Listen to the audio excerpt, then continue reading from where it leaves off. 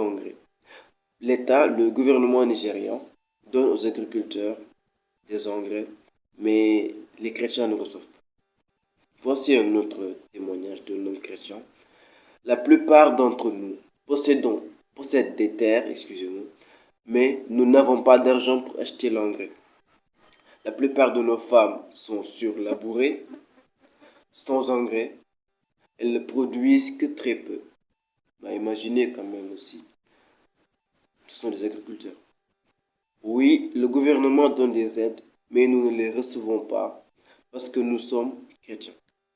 En fait, à cause de leur foi, ils n'arrivent plus à mener la vie qu'ils menaient avant. Ce sont des agriculteurs, donc ils vivent spécialement de leur récolte. Mais dans ces conditions-là, ces gens qui sont agriculteurs, là, ils souffrent quand même. Et c'est pas facile à vivre, quoi. Quand tu es agriculteur et que soudain tu reçois plus d'engrais, tu récoltes très peu, donc comment tu fais pour nourrir ta famille, etc. Mais cette affreuse discrimination, ce n'est que le début. Ce n'est rien comparé à ce que d'autres Nigérians, surtout les Nigériens du Sud,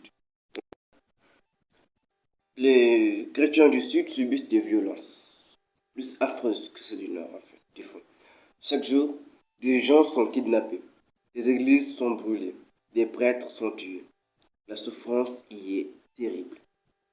Par exemple, très récemment même, des hommes lourdement armés ont attaqué une église baptiste. C'est pas une église catholique, mais une église baptiste. Ils ont enlevé plus de 25 fidèles d'un service dominical. Les malfaiteurs exigent des rançons pour libérer les otages. Alors je vous lis le témoignage de cet homme qui y était. Au son des coups de feu, tout le monde s'est précipité pour se mettre à l'abri. Les coups de feu étaient partout. On ne savait pas où courir. Ils sont venus et ils ont abattu des gens. Ils ont tué. Les gens sont tués. Au Nigeria, écoutez bien, hein, écoutez bien. 76 prêtres et religieux ont été enlevés ou assassinés depuis 2022. Et je vous dis que ça a commencé en 2009. L'Église s'est appauvrie car elle doit payer des rançons. Parce que les gens qui sont pris, qui sont enlevés, pour qu'on les libère, il faut payer des rançons. Il y a des centaines, voire des milliers d'églises catholiques détruites ou brûlées au Nigeria. En 2022, lors de la messe de Pentecôte, une église catholique a été massacrée. Franchement. Ils ont tué des dizaines de fidèles, dont plusieurs enfants. En fait, ils n'ont même pas pitié des enfants. Ils se disent même pas, bon, on va comme épargner les enfants, on va tuer les grands, quoi. Mais non, ils tuent tout le monde. Il y a aussi plusieurs blessés. L'évêque, qui s'appelle Jules Arogundande, excusez-moi, je n'arrive pas trop à prononcer, a qualifié l'attaque de profanation diabolique. Ils ont jeté de la dynamite pour faire sauter l'autel jusqu'au sanctuaire. Ça s'est passé dans l'église Saint-François au Nigeria, bien sûr. En fait, c'est dingue, quoi. Ils jettent de la dynamite sur l'autel. Ils tuent des gens, ils enlèvent des gens. Ce jour-là, il y a au moins 50 morts et de nombreux blessés de sources médicales. Et le prêtre qui était en train de célébrer la messe ce jour-là a été enlevé.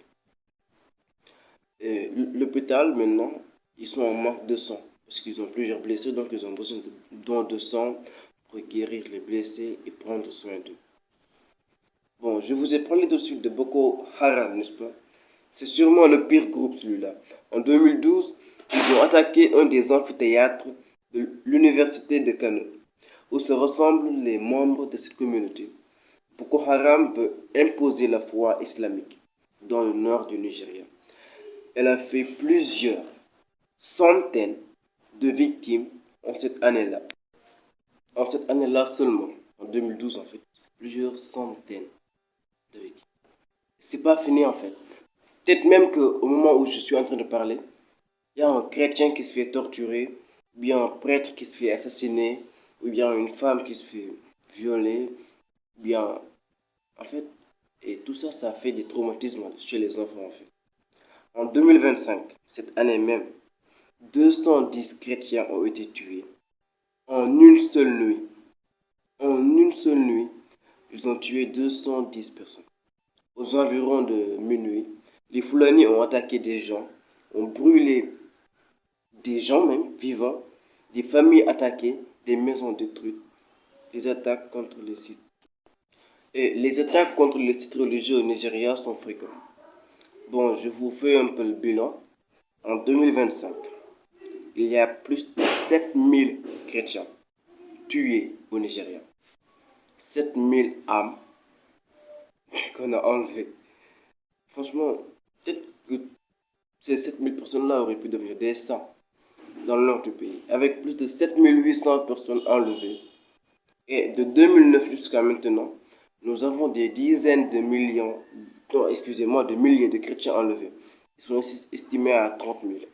Et 52 250 personnes tuées. C'est dingue. Nous avons plus de 2000 églises chrétiennes attaquées.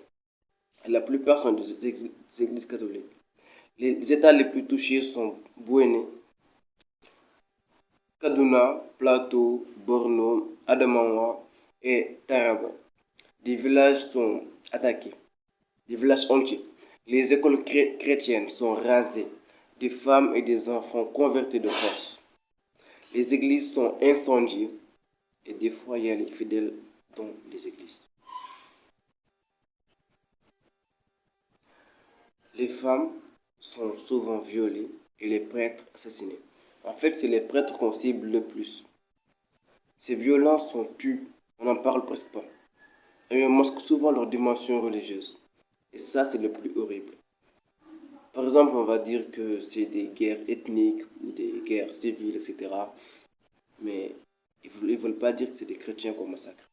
Des prêtres, ils reçoivent des menaces par message, du genre, où que vous alliez, nous allons certainement vous attraper un jour. Alors, imaginez les prêtres là-bas, ils vivent dans la peur. Ils exercent leur sacerdoce en sachant que chaque jour pourrait être le dernier. Chaque messe pourrait être la dernière. Chaque personne que je confesse, ça pourrait être la dernière confession que je fais. Les prêtres et les religieux sont les plus ciblés par les bandits et les assassins religieux. Et ils sont aussi en manque de prêtres, parce que les prêtres sont enlevés et tués. Et sans prêtre, il n'y aura pas de consécration, pas d'Eucharistie. Et sans Eucharistie, l'Église manque de quelque chose, quoi. L'Eucharistie, c'est comme le cœur de l'Église. Pensons à eux, parce que je me mets dedans. Prions pour eux, là maintenant. Par exemple, vous faites pause sur la vidéo, priez un chapelet, ou même juste une dizaine, pour les Nigérians. Ils ont besoin de nos prières. S'il vous plaît, gardons-les en mémoire chaque jour. Ce sont des trentaines ou des dizaines, je dirais, de chrétiens qui sont tués. On ne sait jamais, peut-être que là maintenant, il y a une église qui est incendiée. Qu'ils soient protestants ou catholiques, ils sont nos frères en Christ. Et nous devons aimer nos frères. Donc si on aime nos frères, on va prier pour eux, quoi. Donc n'attendons pas demain, mais aujourd'hui, prions pour eux. Mettons-nous à leur place. Si on était à leur place, on voudrait que les gens prient pour nous. On voudrait que la Vierge Marie intercède pour nous. Alors prions pour eux, pour qu'ils soient délivrés, qu'ils ne perdent pas la foi. Et prions pour les âmes des martyrs de ce génocide. Parce qu'on peut appeler ça un génocide, je crois. Prions aussi pour ceux qui ont une faible foi, pour qu'ils ne quittent pas l'Église. Ayons une pensée particulière pour les prêtres, mais aussi pour ces enfants qui grandiront avec des images de violence dans leur esprit, avec des traumatismes. Voyez donc, en fait, moi j'ai beaucoup d'admiration pour tous ces gens qui, malgré la persécution, les menaces, vont toujours à la messe, prient toujours, vont se confesser, prennent les sacrements, vivent les sacrements, je dirais même, alors qu'ils savent qu'à chaque messe, je peux y laisser ma peau. Ils savent que chaque fois que je vais me confesser chez un prêtre, je peux y laisser ma peau. Chaque fois que je vais adorer l'Eucharistie, je peux y laisser ma peau. Donc c'est urgent en fait. Il faut prier pour eux. Parce que les Nigériens sont les chrétiens les plus tués d'Afrique. Il y a des chrétiens qui sont tués en Algérie, mais ceux qui sont tués au Nigeria sont plus nombreux que ceux qui sont tués en Algérie ou bien en Corée du Nord. Mais Dieu a fortifié beaucoup de ses enfants, car beaucoup de chrétiens, même malgré cette peur, cette discrimination, Cette haine continue à prier et souvent avec une ferveur renforcée, vivant cette situation comme une épreuve et préférant le martyre à l'apostasie. Les fidèles prient et célèbrent la messe même dans les ruines et font des messes clandestines. En fait, moi j'ai vu hier une vidéo au Nigeria. Il y a une église qui est carrément ruinée, mais les gens sont venus pour prier en fait. Donc il y a plusieurs prêtres, ils sont en train de chanter de louanges, etc. Ils prient. Et c'est beau en fait. Ça m'a presque fait pleurer en fait. C'est tellement beau. Parce que malgré que l'église soit ruinée, on peut quand même dire qu'il y a beaucoup de gens. Genre, si l'église n'était pas ruinée, on aurait dit que l'église serait pleine quoi. Il y a tellement de gens qui sont venus et je pense qu'il y avait 3 à 4 prêtres qui étaient là et qui faisaient la messe. En fait, et ça fait la beauté de l'Église. C'est ça qui montre la puissance de la foi. Même dans la peur, dans les souffrances et les persécutions, ces gens-là restent fidèles à Jésus-Christ. Et ça c'est beau. Ça c'est ce qu'on ne peut pas enlever aux chrétiens en fait. L'Église du Nigeria demande nos prières pour la paix, la guérison et le pardon.